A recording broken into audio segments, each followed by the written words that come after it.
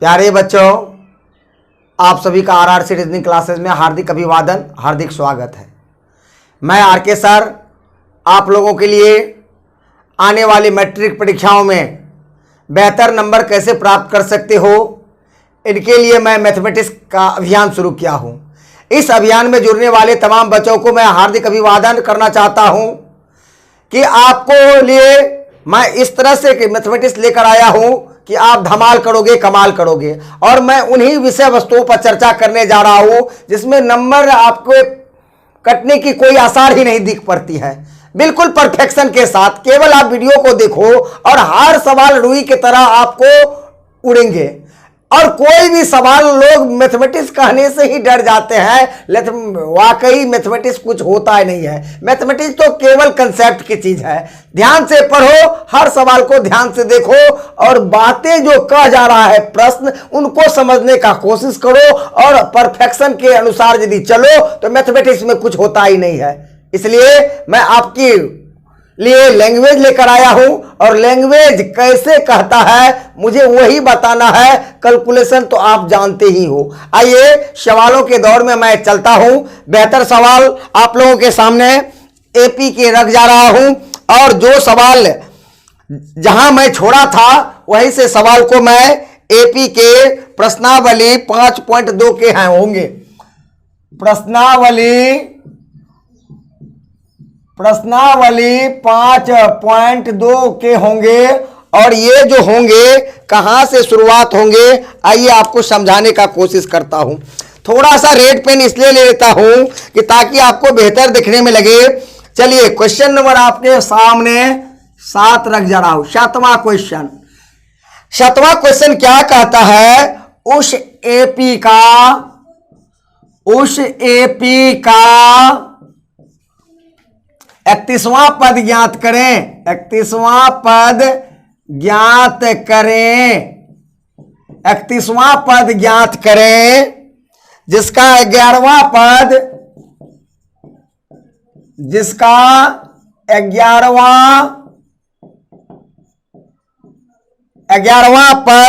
38 है।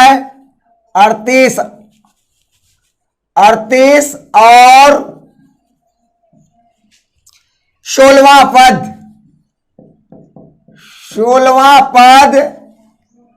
73 है। 16वां पद 73 है। आइए समझाने का कोशिश करता हूं।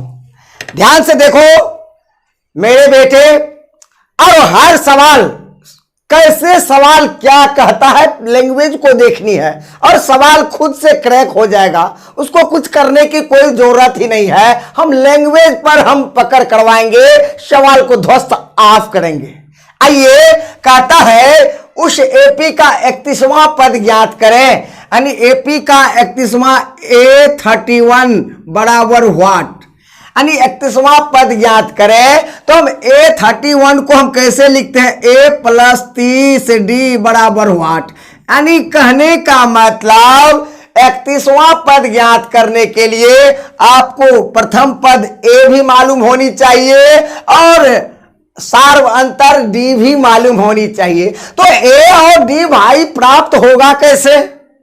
हमें A और D की वैल्यू हमें प्राप्त करनी है। तो 31वां पद निकालने के लिए A + 30D होता है।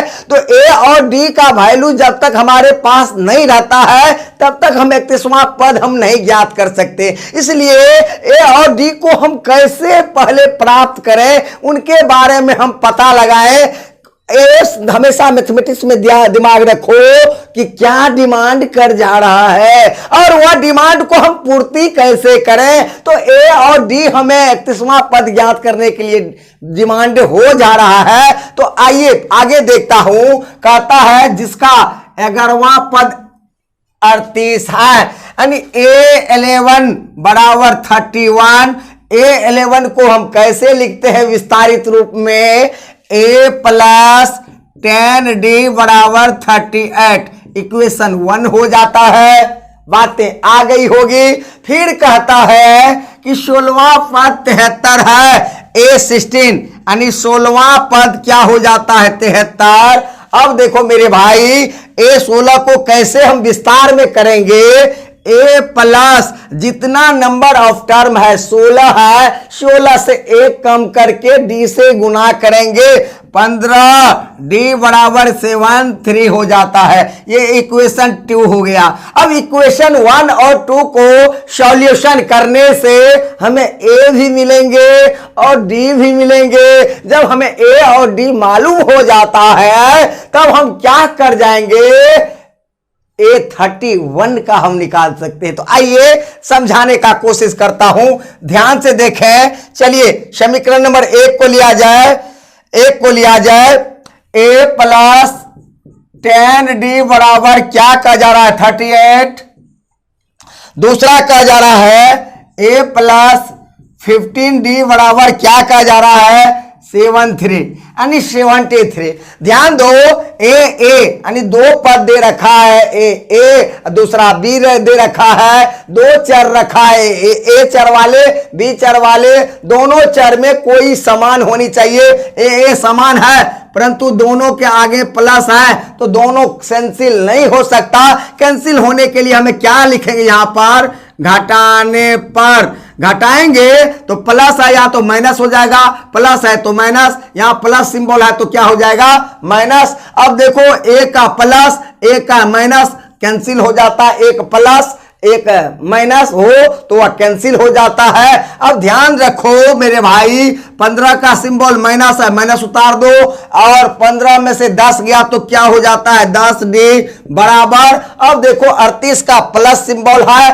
73 का माइनस है, 38 का प्लस 73 का माइनस, अलग अलग सिंबल में बड़ा अंक 73 है तो 73 का सिंबल उतार देंगे, अलग अलग सिंबल में अंक को हम घटाया करेंगे। देखो 13 में से 8 गया तो 5, यहां बचा 6 में से 3 गया तो 3। अब देखो मेरे भाई ध्यान से एक बार देखो 13 में से 8 गया 5, 6 में से 3 गया तो 3। ध्यान सॉरी यहां गलती कर दे रखा हूं, ध्यान दे 15 में से 10 गया तो क्या होगा 5D। अब देखिए दोनों बगल बराबर के दोनों बगल माइनस है, माइनस को कैंसिल कर दें। अब 5 को 7 35 तक पढ़े तो कितना 7, इसलिए D बराबर क्या हो जाता है वैल्यू 7।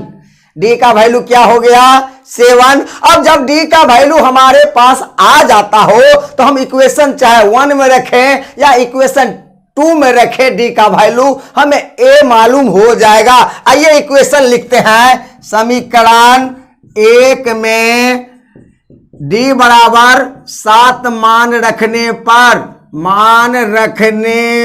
पर लिख डाला।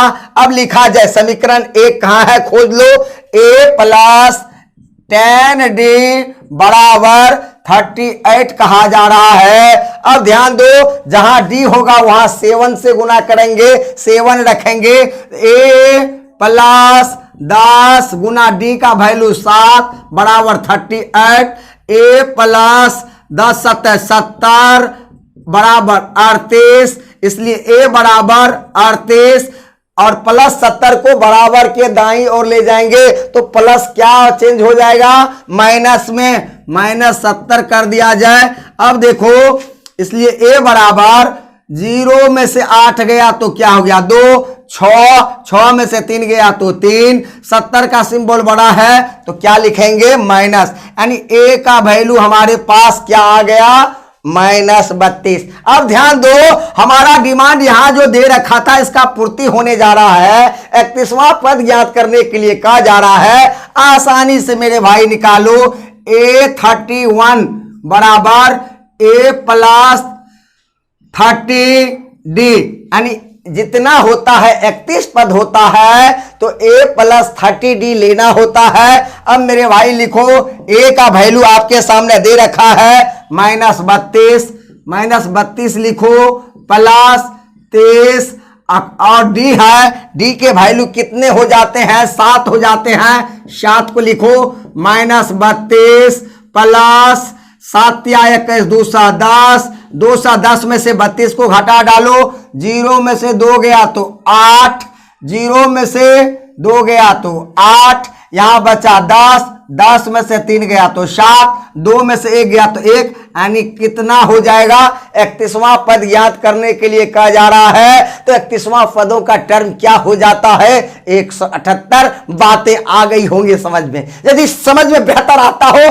कमेंट्स करिए और अपने छोटे भाई बहन मोसेरा फुफेरा जो भी होता है, जो अगल बगल में है, सबों को कहिए रीजनिंग के बादशाह, मैथमेटिक्स के बादशाह आपके सामने अपना इजहार पेश कर जा रहा है, अपना लेक्चर पेश कर जा रहा है। और इस लेक्चर के माध्यम से आने वाले परीक्षाओं में डिस्ट्रैक्शन मार्क प्राप्त करके मैथमेटिक्स में एक धमाल करे, कमाल करे और हमारे मुहिम में जुड़ते चले जाए। बेटा मेरा आप लोगों के साथ बिल्कुल प्यार है और आप लोगों का भी हमारे साथ प्यार है। चलिए दूसरे सवालों के दौर में चलता हूं, फटाफट आप लोग देखते चलो और सवाल को गर्दा उड़ाते चलो। चलो नेक्स्ट सवाल की ओर चलता हूं। सवाल देखो नहीं, सवाल को समझने का कोशिश करो। सवाल बनाना बहुत बड़ी कला नहीं है, सवाल को समझाना बहुत बड़ी कला है और समझना बहुत बड़ी कला है। आइए नेक्स्ट प्रॉब्लम पर चलते हैं। नेक्स्ट प्रॉब्लम क्या कहा जा रहा है? 8 में क्वेश्चन नंबर 8 दिया जाए, रेड पेन से लिख जा रहा हूं।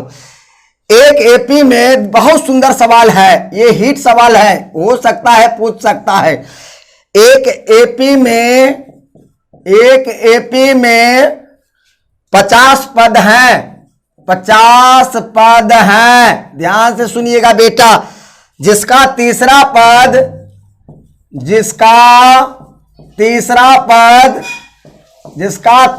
पद 12 है और अंतिम पद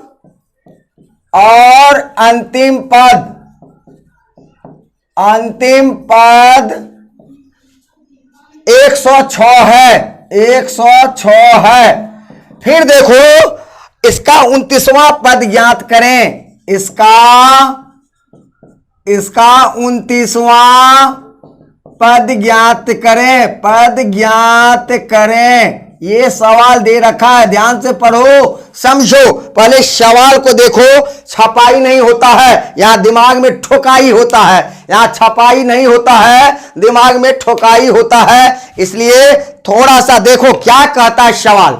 सवाल को समझने का कोशिश करो, यदि हिम्मत है तो पैसेंस के साथ देखा करो। ध्यान से देखो, कहता है एपी में 50 पद हैं। ध्यान दो, 1 2 3 ऐसे करके कितने पद हैं? 50 पद है। कितने 50 पद हैं? कितने? 1 2 3 4 5 6 करके 50 पद का एक सीरीज है। अब कहा जा रहा है 50 पद है, जिसका तीसरा पद, इस सीरीज के तीसरा पद जो है वह क्या है? 12 है। इस सीरीज के तीसरा पद क्या है? 12 है और अंतिम पद 106 है। और इस सीरीज के अंतिम पद 50 जो है वह किसके बराबर है? 106 के बराबर। बातें आ गई होगी समझ में, बिल्कुल क्लियर कट। यानी जो कहता है वही किया, बाकी कुछ मैं करता ही नहीं। सवाल जो कहा जा रहा है वही करो। कहता है यानी ये सीरीज 50 टर्म के जो है, इस 50 टर्म के तीसरा पद का वैल्यू 12 है और अंतिम पद 50वां है, उसका वैल्यू 106 है। आओ मेरे भाई, उससे तीसरा पद और अंतिम पद से हमें ए और डी मिलेंगे और जब ए और डी मिलेंगे तभी तो हम 29वां पद को ज्ञात कर सकते हैं। तभी तो हम 29वां पद को बेहतर से हम ज्ञात कर सकते हैं। आइए मेरे भाई, कहता है A3 तीसरा पद बराबर क्या दे रखा है? 12। इसको विस्तार में लिखेंगे, A + 2D बराबर क्या होगा? 12। Equation number 1।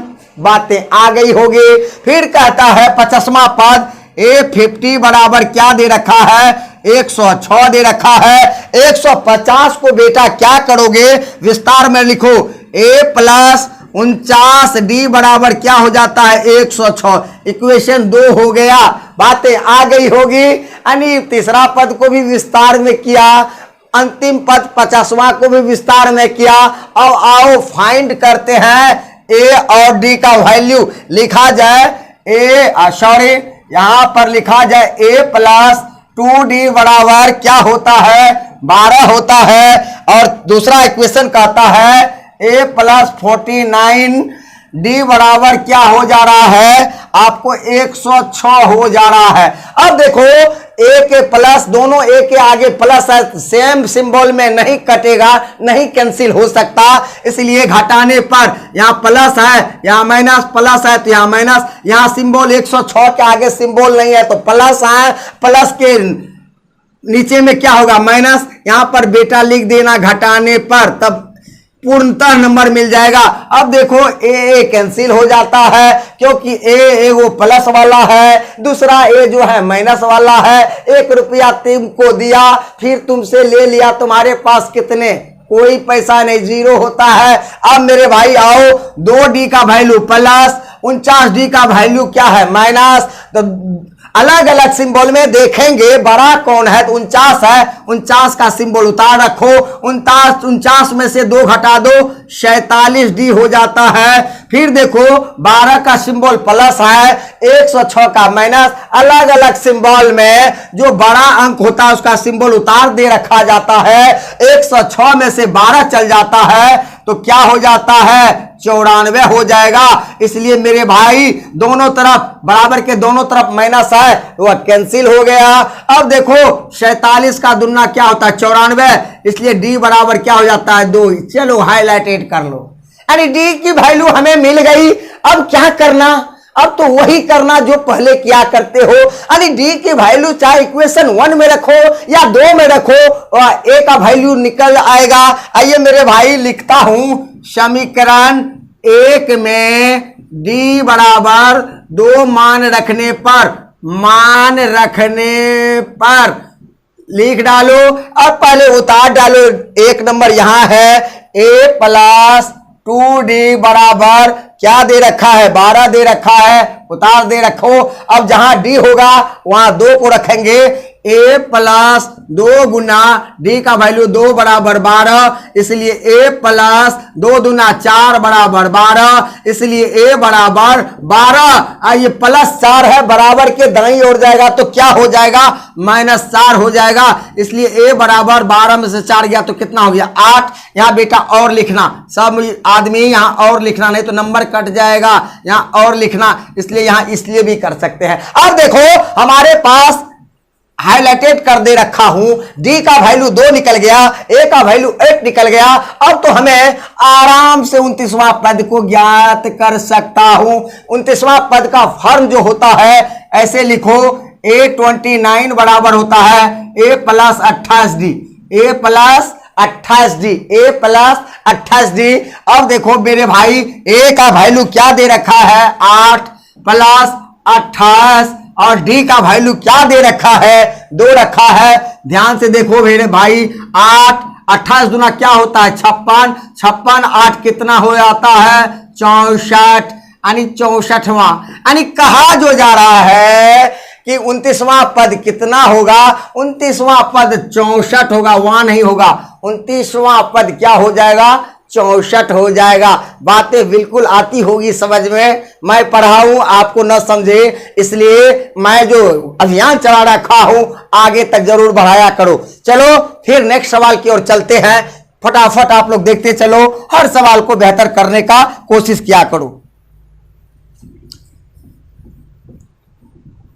यदि अच्छा लगता हो तो कमेंट्स करिएगा, ताकि हर बीटीसी के हर सवाल के आपके सामने बिल्कुल लैंग्वेज पर पकड़ करवाया जा सके। चलिए फिर लिया जाए नंबर सवाल, कहता है बहुत सुंदर, ये हिट सवाल ये भी है मेरे भाई, इसको भी देख लेना, इसको भी देख लेना। यदि किसी एपी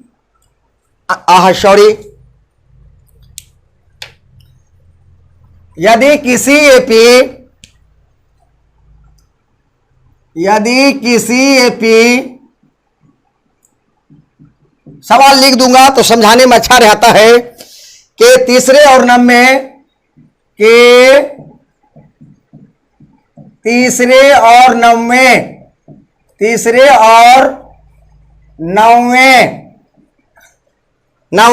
पद क्रमशः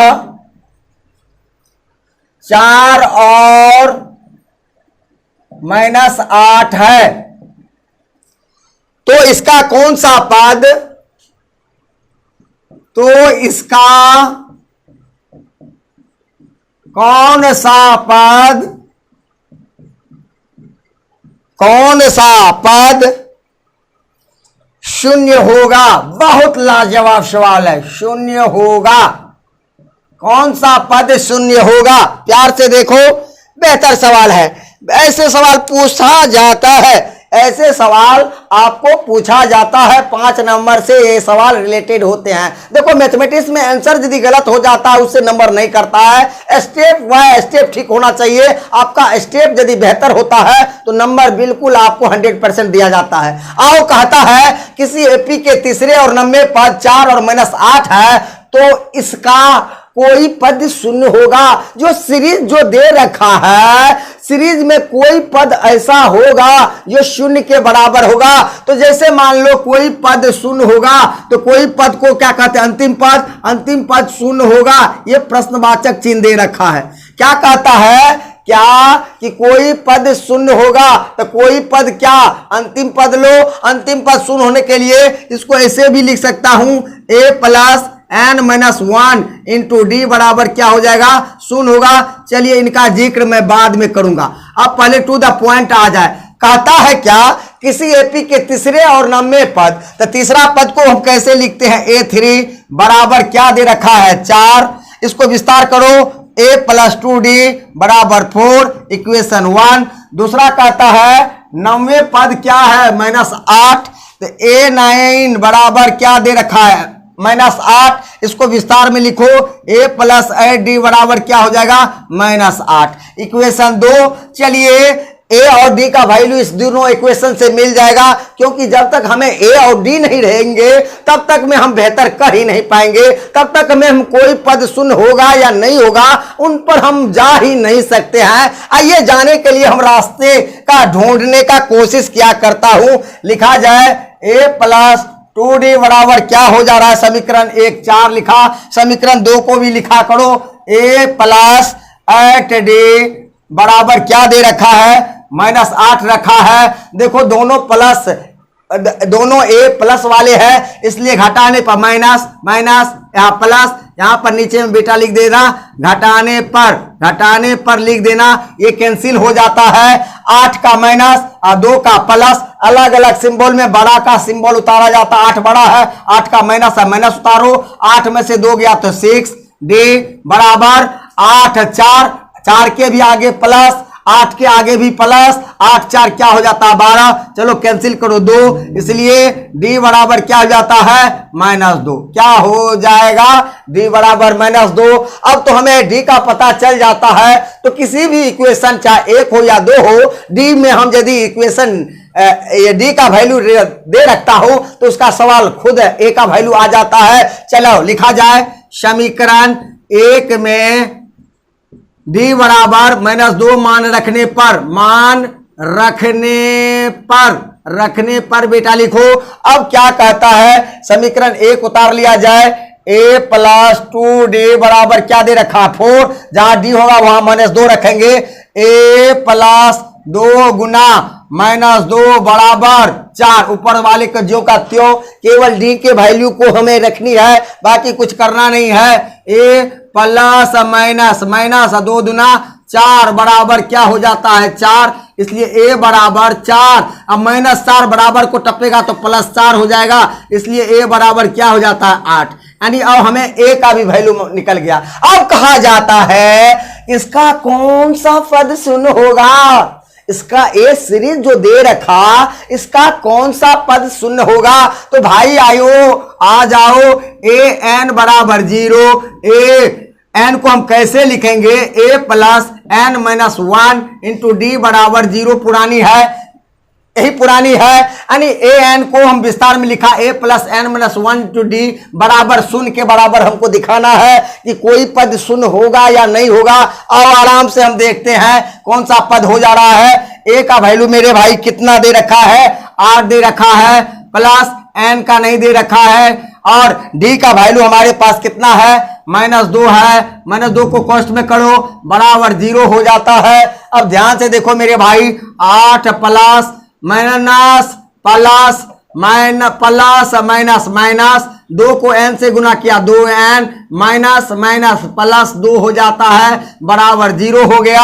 अब देखो 8 और 2 को जोड़ो तो 10 माइनस 2n बराबर 0, और 10 को उधर ले चलो या माइनस 2 को ले जाओ, किसी को ले जाओ, उससे कोई फर्क नहीं पड़ता। रखो 10 को यहां, 10 बराबर माइनस 2 को दाएं बार ले चलो तो 2n, इसलिए 2 को 10 से काटा तो 5 दुना 10, इसलिए n बराबर कितने हो जाएंगे 5। यानी कहने का अर्थ जो भी सीरीज क्यों न हो उसका पांचवा पद जो होंगे वह क्या होंगे, शून्य होंगे। कहा जाता है कि कौन सा पद शून्य होगा, तो पांचवा पद क्या हो जाएगा, शून्य हो जाएगा। इन्हीं चंद सवालों के साथ आपसे आज के दौर में लेता हूं इजाजत। फिर यदि बेहतर लगता हो तो फिर आने वाले वीडियो में मैं आपके साथ बेहतर से बेहतर सवालों को स्टेप टू स्टेप सीरियल क्रम में हर सवाल, हर लेसन, हर बेहतर करने का कोशिश करूंगा, और हर लैंग्वेज को कैसे पकड़ में किया जाए, ग्रिप में किया जाए, ताकि दुनिया के हर सवाल आपके सामने नतमस्तक हो जाए। जय हिंद, जय भारत।